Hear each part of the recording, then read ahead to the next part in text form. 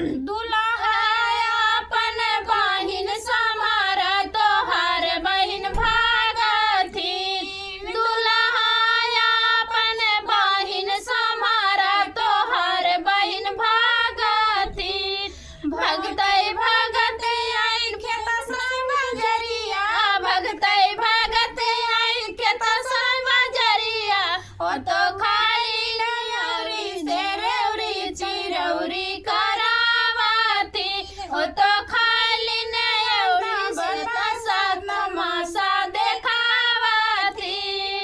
By by.